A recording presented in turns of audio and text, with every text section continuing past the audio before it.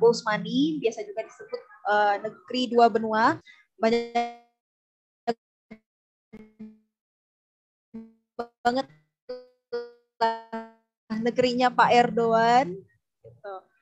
Jadi secara geografi itu Turki merupakan negara yang terletak di Eropa. Walaupun pada kenyataannya sebenarnya adalah hanya bagian Istanbul saja yang masuk ke dalam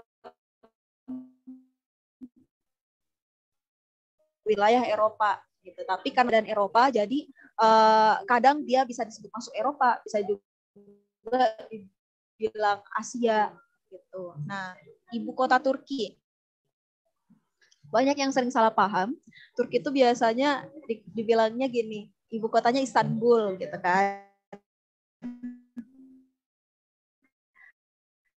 Nah, sebenarnya ibu kota Turki itu adalah terletak dia di tengah-tengah Turki. Kalau Istanbul kan dia dekat dengan Selat Bosporus, di mana itu banyak banget di situ tempat ada masuk dan keluarnya orang-orang gitu kan. Jadi agak berbahaya juga kalau misalnya masih di situ ibu kotanya. Makanya untuk menjaga pertahanan negara juga, makanya dipindahkan ke Ankara gitu. Nah, terus mata uangnya apa sih? Mata uang di sini tuh namanya Turkish lira atau biasa kita sebut TL. Terus Turki itu identik dengan wisata sejarahnya. Jadi buat teman-teman yang mau belajar sejarah, belajar mengenai sejarah apapun itu Islam, terus atau misalnya sejarah-sejarah yang Yunani gitu, ini adalah tempatnya karena bisa langsung dilihat peninggalannya seperti apa gitu. Nah, contoh besarnya adalah Hagia Sophia. Ini yang seperti di gambar ini namanya Hagia Sophia. Insya Allah nanti kalau ada rezeki, semoga teman-teman bisa datang ke sana buat siarah ya, buat lihat-lihat. Oh ternyata ini peninggalannya gitu. Terus ada juga namanya kalau yang untuk wisata religi agama lain itu ada Hierapolis, namanya ada Pamukkale juga. Itu juga sering didatengin sama muslim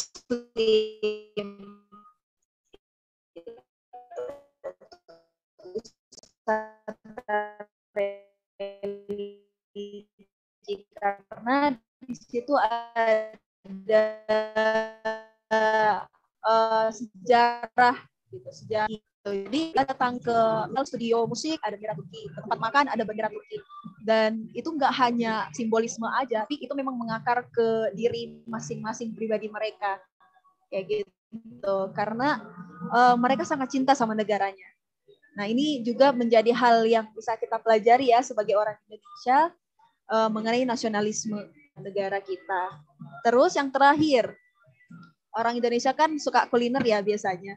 Nah, pertama datang ke sini tuh aku penasaran adalah makanannya. Makanannya seperti apa? Karena kan kalau di Indonesia kita taunya kebab kan, kebab itu.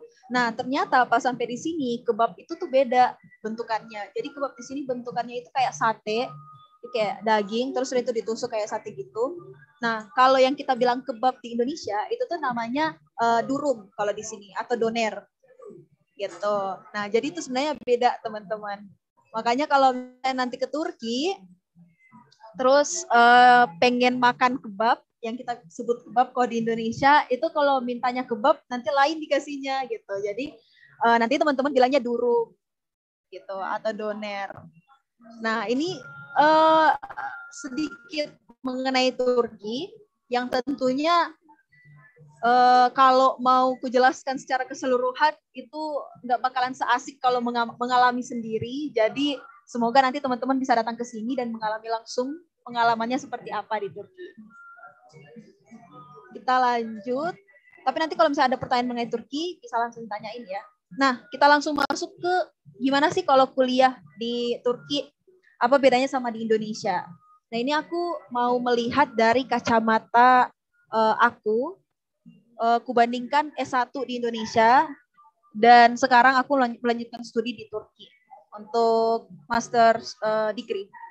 Nah, kalau di Indonesia itu yang aku lihat adalah kita kurang, bisa dibilang kurang mandiri karena kayak segala sesuatunya itu ready gitu.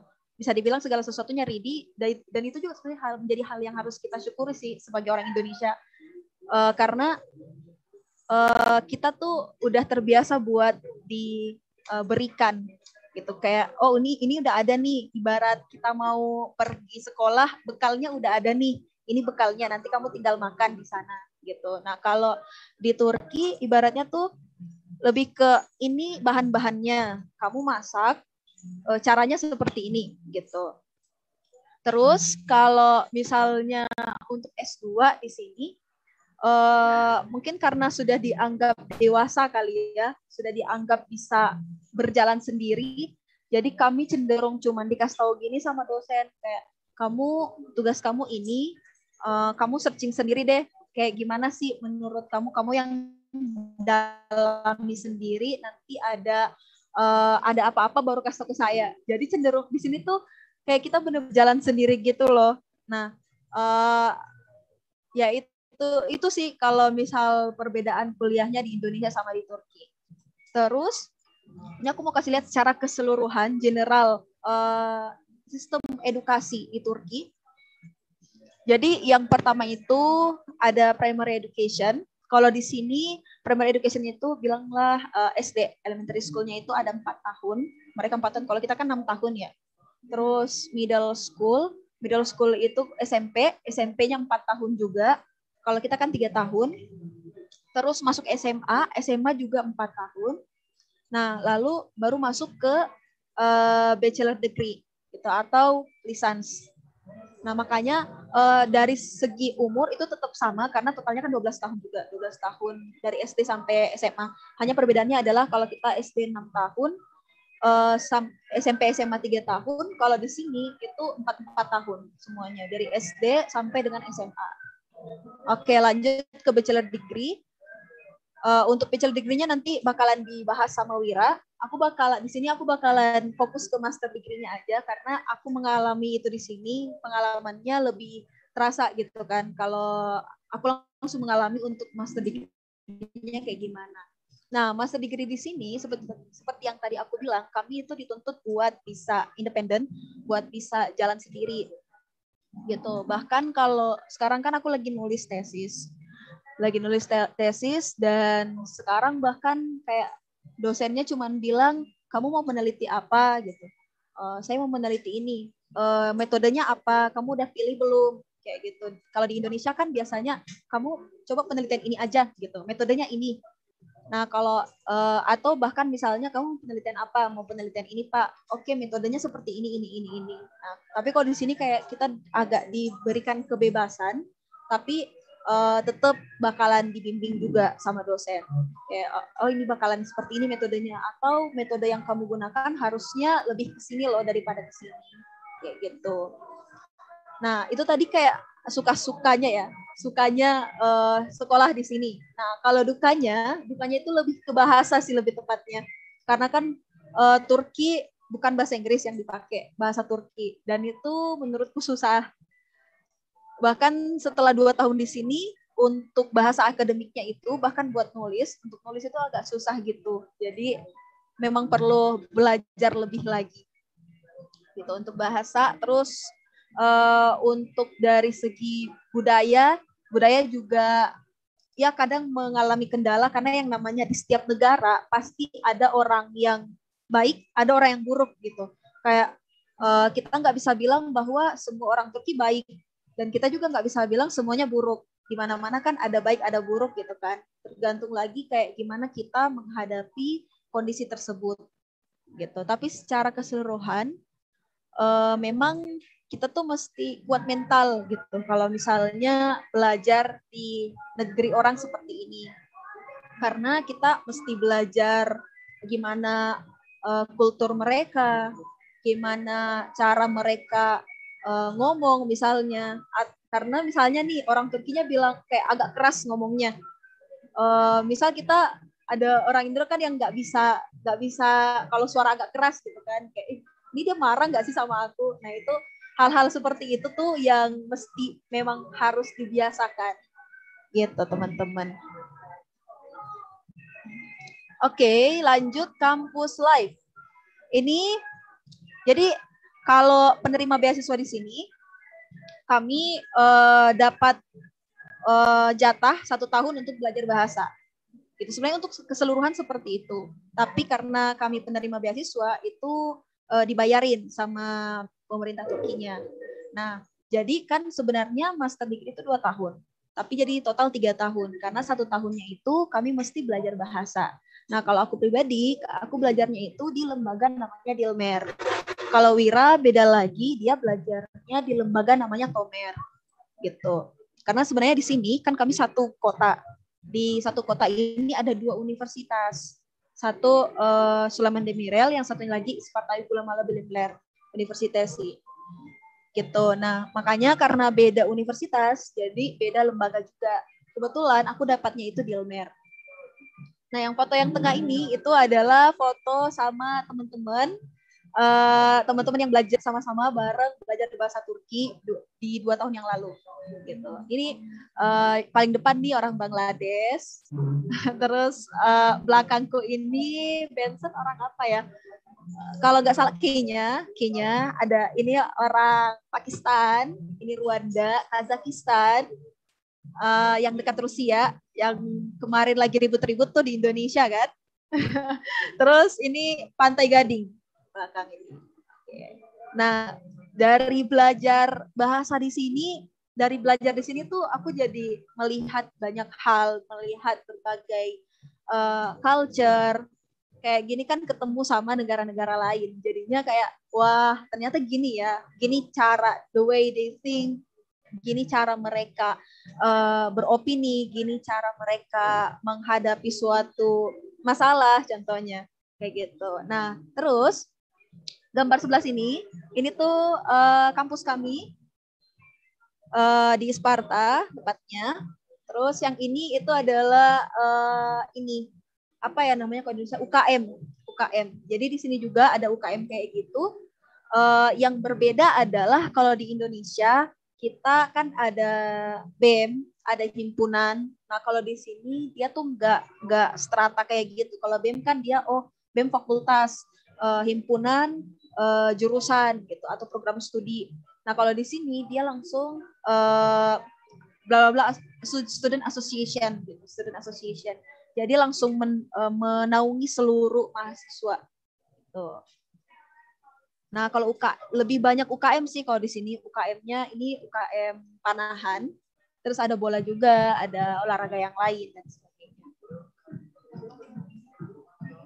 Nah, kalau ini ada ruangan kelasnya. Ini kelas waktu kita belajar bahasa. Di sini lebih banyak lagi teman-teman yang lain. Di sini lebih banyak lagi nih. Ini waktu menghadiri pameran buku.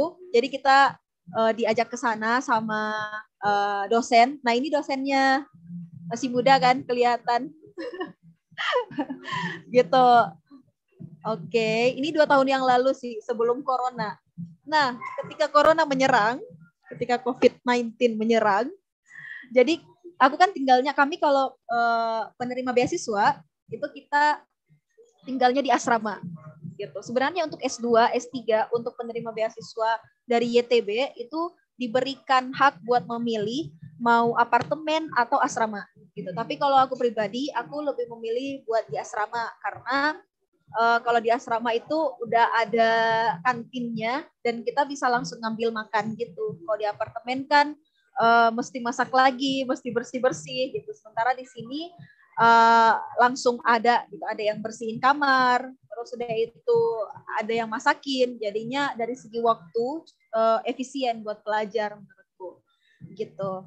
Nah, makanya ketika corona menyerang tuh, awal corona kami mesti pindah asrama. Kemarin pindah asrama karena sebagian asrama itu tutup kemarin.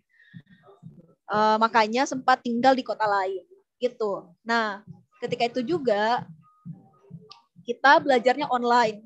Yang kemarin kita ketemu sama dosen ini tatap muka, itu langsung berubah seketika jadi online kayak gini.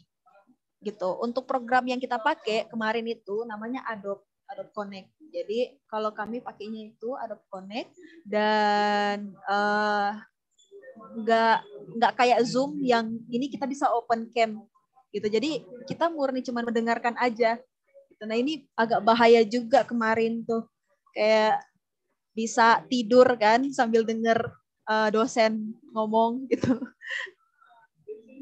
Nah ini daily life seperti tadi aku bilang, ini di setiap tempat, hampir di setiap tempat itu pasti ada bendera. Ini bendera yang aku foto di bus. Jadi di sini kan transportasi umumnya itu bus paling sering digunakan. Makanya ini aku foto bendera ini di bus. Kayak wow, mereka, aku foto ini karena aku kayak amazed aja. Mereka sangat segitunya gitu cinta sama negaranya, dan itu nggak benar-benar simbolik aja, tapi benar-benar mengakar sampai ke hati mereka. Ini kota Isparta, yang ini kota Antalya, yang tempat kami kemarin sempat pindah gara-gara ini asramanya di sini tutup dan harus pindah ke Antalya. Terus ini aku mau kasih lihat gambar-gambarinnya sih biar teman-teman lihat. Ini masjid, ini interior masjid di Turki seperti ini. Terus kurang lebih sama sih untuk keseluruhan masjid itu dalamnya ya kurang lebih sama lah. Kalau yang ini rumah sakit di Turki. Ini pasar yang ada di Turki. Nah ini lagi jualan zaitun. Di sini banyak banget jenis-jenis zaitun yang kayak kita taunya kan selama ini, oh zaitun cuma satu warna hijau. Ternyata sampai di sini ada yang warna merah, ada warna hitam, ada yang hijaunya hijau terang banget, ada hijau yang agak gelap gitu. Itu banyak banget jenisnya ternyata. Nah ini keadaan pasar di Turki, bersih ya. Nah ini waktu jadi sampai di sini kan banyak orang Indonesia juga. Jadi biasa kalau lagi rindu makanan Indonesia kita kumpul terus sudah itu makan bareng gitu. Nah kalau yang ini tuh lagi hari raya, karena kita di sini gak ada keluarga, adanya semua di Indonesia, jadi kita hari raya bareng mahasiswa internasional yang ada di situ gitu.